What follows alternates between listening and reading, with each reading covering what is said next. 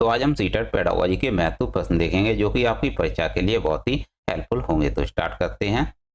नए स्कीमा का निर्माण क्या कहलाता है? समायोजन कहलाता है। तो याद रखिएगा, नए स्कीमा का निर्माण समायोजन कहलाता है।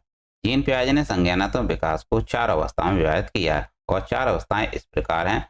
संवेदित पेशीय अवस्था, इसे संवेदीय गामक अवस्था भी कहते हैं, इंद्रिय अवस्था भी कहते हैं। तो आप इसे इंग्लिश में याद रखिएगा, सेंसरी मोटर, जो कि जन्म से 2 वर्ष तक की होती है।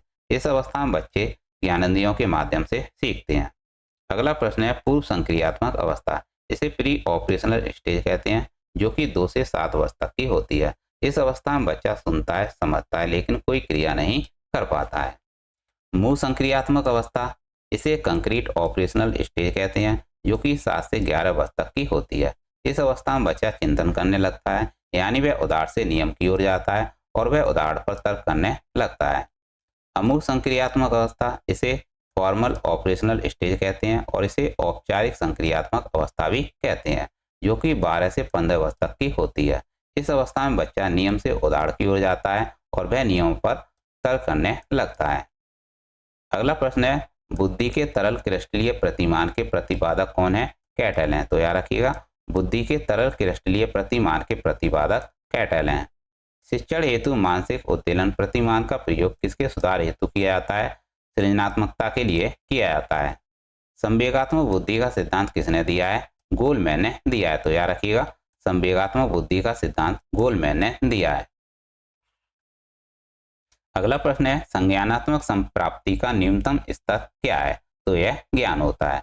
तो याद रखिएगा, संज्ञानात्मक संप्राप्ति का न्यूनतम स्तर ज्ञान होता है। एक बालक जो साइकिल चलाना जानता है, मोटर बाइक चलाना सीख रहा है, यह उदाहरण किसका है? यह वृद्ध अधिगम अंतड़ का है। किसका है? वृद्ध अधिगम अंतड़ का है।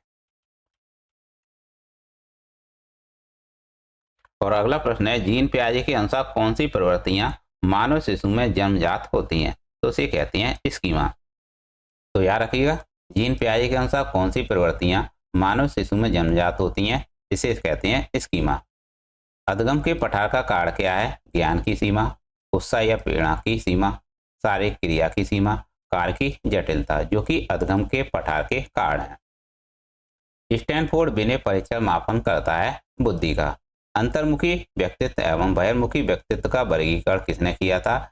यूंग ने किया था। तो याद रखिएगा, अंतर्मुखी व्यक्तित्व एवं बहिर्मुखी व्यक्तित्व का वर्गीकरण यूंग ने दिया था। मूल प्रवृत्तियों को 14 प्रकार से किसने वर्गीकृत किया था? मैकडूगल ने किया था। बुद्धि का द्विकारक सिद्धांत किसने दिया है? स्पीयरमैन ने दिया है। तो याद रखिएगा, बुद्धि का द्विकारक सिद्धांत स्पीयरमैन का है। प्रजनन शास्त्र के पिता कौन है? गाल्टन है। अगला प्रश्न है जीन पियाजे के अनुसार विद्रोह की भावना अवस्था क्या है? मध्य किशोरा अवस्था है। तो याद रखिएगा, जीन पियाजे के अनुसार विद्रोह की भावना अवस्था मध्य किशोरा अवस्था को कहते हैं। सीखने की प्रक्रिया में उन्नति न होना सीखने का पठार कहलाता है।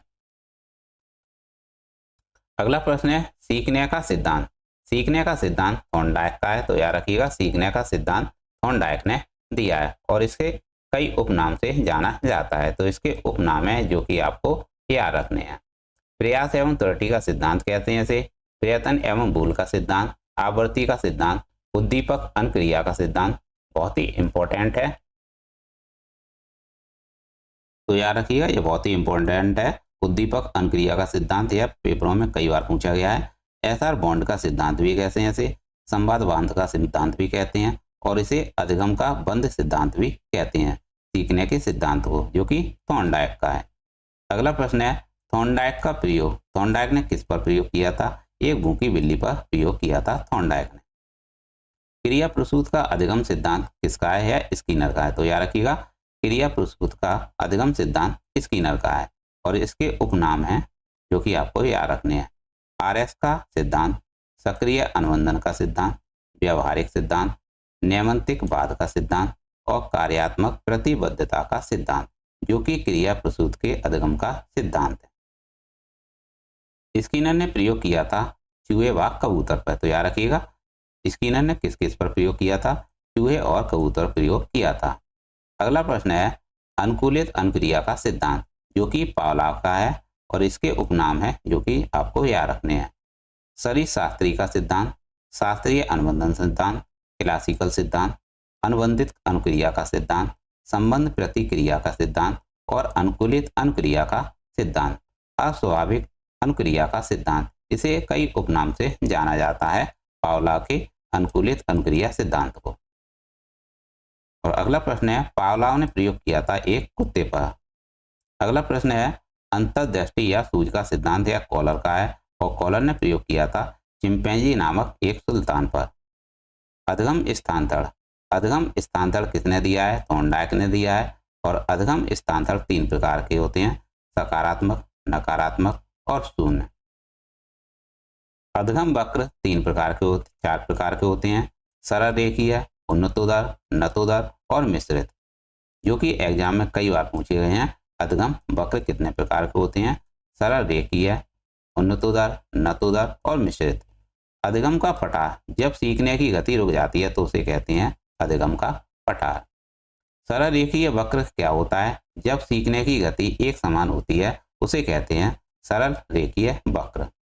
उन्नतोदर वक्र किसे कहते हैं? आरंभ में सीखने की गति तीव्र होती है इसमें, और फिर धीरे धीरे मंद हो जाती है। तो याद रखिएगा, उन्नतोदर वक्र किसे कहते हैं? आरंभ में सीखने की गति इसमें तीव्र होती है, फिर धीमे धीमे यह मंद हो जाती है। नतोदर वक्र किसे कहते हैं? आरंभ में सीखने की गति धीरे धीरे मंद होती है और बाद में तीव्र हो जाती है। अगला प्रश्न है, मिश्रित वक्र। उन्नतोदर व नतोदर का यह मिला जुला रूप होता है मिश्रित वक्र। क्षेत्र सिद्धांत किसने दिया है? यह कोड लेविन ने दिया है। संकेतवाद का सिद्धांत टॉलमैन ने दिया है। प्रतिस्थापन का सिद्धांत गुथरी का है।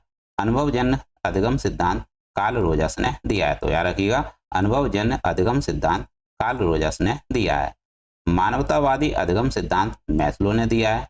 दोस्तों, इस क्लास में बहुत सारे सिद्धांत दिए हैं जो कि आपको याद रखना है, क्योंकि यह सिद्धांत पेपरों में आपसे भर भर के पूछे जाते हैं। सूचना प्रक्रियाकरण का सिद्धांत मिलर ने दिया है। तो याद रखिएगा, सूचना प्रक्रियाकरण का सिद्धांत मिलर ने दिया है। सृजनात्मक सिद्धांत, जिसे अन्वेषण सिद्धांत कहते हैं, जिसे खोज का सिद्धांत भी कहते हैं, यह जेरोम ब्रूनर का है। विकास की दिशा का सिद्धांत सिर से पैर की ओर होता है। तो याद रखिएगा, विकास की दिशा का सिद्धांत सिर से पैर की ओर है।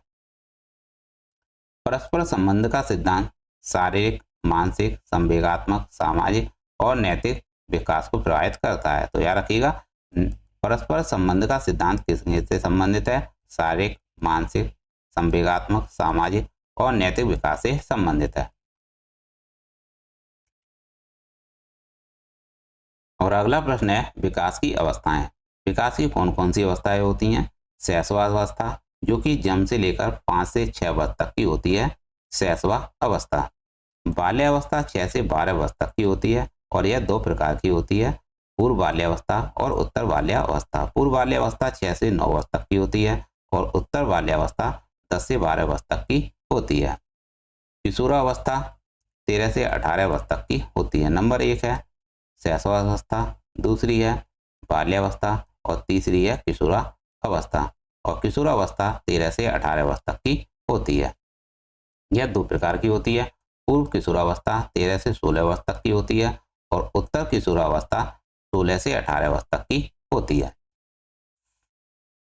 और प्रौढ़ अवस्था यह चौथी अवस्था है, जो कि 18 से अधिक होती है। मनोविज्ञान शिक्षा का आधारभूत विज्ञान है, यह स्किनर ने दिया है। तो याद रखिएगा, मनोविज्ञान शिक्षा का आधारभूत विज्ञान है, यह स्किनर का कथन है। बालक एक पुस्तक के अनुसार है, जिसका अध्ययन प्रत्येक अध्यापक को करना चाहिए, यह रूसो ने कहा है। सीखना व्यवहार में उत्तरोत्तर सामंजस्य की प्रक्रिया है, यह स्किनर ने कहा है। किसने कहा है? स्किनर ने कहा है। सीखना आदतों, ज्ञान और अभिवृत्तियों का अर्जन है, यह क्रो एंड क्रो का कथन है। अधिगम की विशेषताएं कौन कौन सी हैं? अधिगम जीवन पर्यंत चलता है, अधिगम उद्देश्यपूर्ण होता है, अधिगम व्यवहार में परिवर्तन है, अधिगम विकास है, और अधिगम अनुकूलन होता है, और अधिगम सार्वभौमिक होता है, और अधिगम निरंतर होता है, और अधिगम सक्रिय प्रक्रिया होती है। अधिगम की कैसी प्रक्रिया होती है? सक्रिय प्रक्रिया होती है। तो याद रखिएगा, अधिगम की यह विशेषताएं जो कि आपसे एग्जाम में पूछी जाएंगी। मनोविज्ञान व्यवहार व अनुभव का विज्ञान है, स्किनर का कथन है। अगला प्रश्न है, अधगम को प्रभावित करने वाले कारक कौन कौन से हैं? वातावरण, परिपक्वता, बालकों का शारीरिक व मानसिक स्वास्थ्य, विषय सामग्री का स्वरूप, सीखने का समय व थकान, प्रेरणा, सीखने की इच्छा, अध्यापक व सीखने की प्रक्रिया, सीखने की विधि और संपूर्ण परिस्थितियां। यह सभी अधगम को प्रभावित करने वाले कारक हैं जो कि आपको याद रखने हैं। कौशल सीखने की पहली अवस्था क्या है? अनुकरण है। तो याद रखिएगा, कौशल सीखने की पहली अवस्था अनुकरण होती है। तो दोस्तों ये थे सीटेट पेडागोजी के महत्वपूर्ण प्रश्न। इन प्रश्नों को भी आप देख लीजिएगा, इससे आपका कॉन्सेप्ट बनेगा और आप प्रश्नों को हल कर पाएंगे। तो मिलते हैं नेक्स्ट क्लास में। Thanks for watching.